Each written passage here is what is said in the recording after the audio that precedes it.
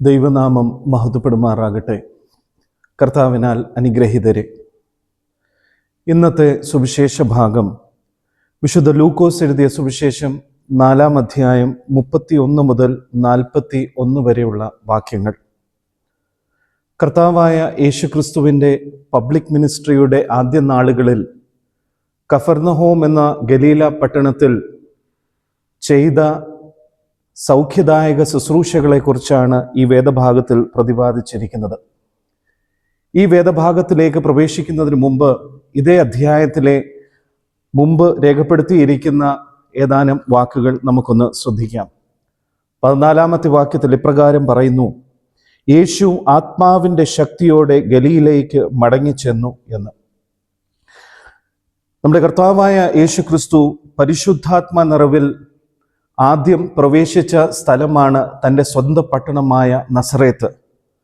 അവിടെ സുനഗോഗിൽ ശബത്തിൽ ദൈവവചനം പ്രഘോഷിക്കുകയും അവൻ്റെ വചനം കേട്ട് പ്രശംസിച്ച ജനം പിന്നീട് അത്ഭുതപ്പെടുകയും, എന്നാൽ യേശു ക്രിസ്തു അവർക്ക് അനിഷ്ടമായ ഒരു സത്യം അവിടെ വെളിപ്പെടുത്തുമ്പോൾ അതിൽ കോപിതരായി യേശു ക്രിസ്തുവിനെ കൊല്ലുവാൻ പോലും ശ്രമിക്കുന്ന ഒരു ജനസമൂഹം. പിന്നീടാണ് നമ്മൾ ആ 31-ാമത്തെ വാക്യത്തിലേക്ക് വരുന്നത്. യേശു ക്രിസ്തു കഫർന്നഹൂമിലേക്ക് പ്രവേശിക്കുന്നു. ഈ പ്രദേശത്തും സുനഗോഗിൽ ശബത്ത് നാളിൽ ദൈവവചനം പ്രഘോഷിക്കുകയും അവൻ്റെ വചനം കേട്ട് ആ ജനങ്ങൾ വിസ്മയിക്കുക മാത്രമല്ല വിശ്വസിക്കുക കൂടി ചെയ്തു എന്ന് നാം ഇവിടെ കാണുന്നു. അതുകൊണ്ട് തന്നെ അനേക സൗഖ്യദായക ശുശ്രൂഷകൾ അവിടെ ചെയ്യുവാൻ യേശു ക്രിസ്തുവിന് സാധിക്കുന്നു. ആരെയും സ്പർശിക്കാതെ, ആരെയും വിളിച്ച് മുന്നിൽ നിർത്താതെ ജനസമൂഹത്തിൽ നിന്നും തന്നെ ഒരു മനുഷ്യൻ എഴുന്നേറ്റ് നിൽക്കുകയാണ്.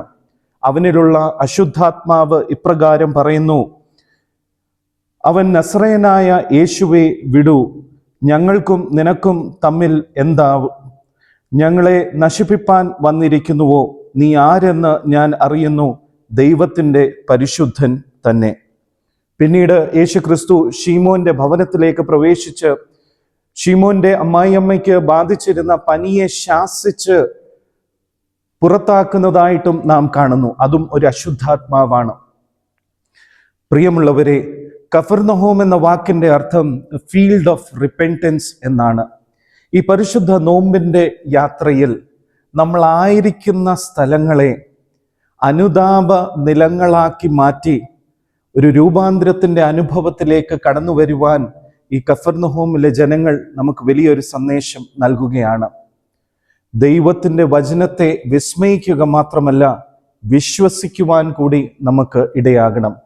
അവൻ്റെ വചനങ്ങൾ കാതുകളിൽ വരെയല്ല ഹൃദയത്തിലേക്ക് പ്രവേശിക്കുവാനും അവൻ്റെ പ്രകാശം നമ്മുടെ കണ്ണുകളിൽ മാത്രമല്ല നമ്മുടെ ആത്മാവിനെ കൂടി പ്രകാശിപ്പിക്കുവാനും ഇടയാകട്ടെ. അനുതാപത്തിൻ്റെ നിലങ്ങളിൽ ആത്മാവിനെ പുതുക്കുവാൻ ഈ നോമ്പിൻ്റെ ദിനങ്ങളിൽ നമുക്ക് ഇടയാകട്ടെ എന്ന് ആത്മാർത്ഥമായിട്ട് പ്രാർത്ഥിക്കുന്നു. ദൈവം നമ്മളെ അനുഗ്രഹിക്കട്ടെ. ആമീൻ.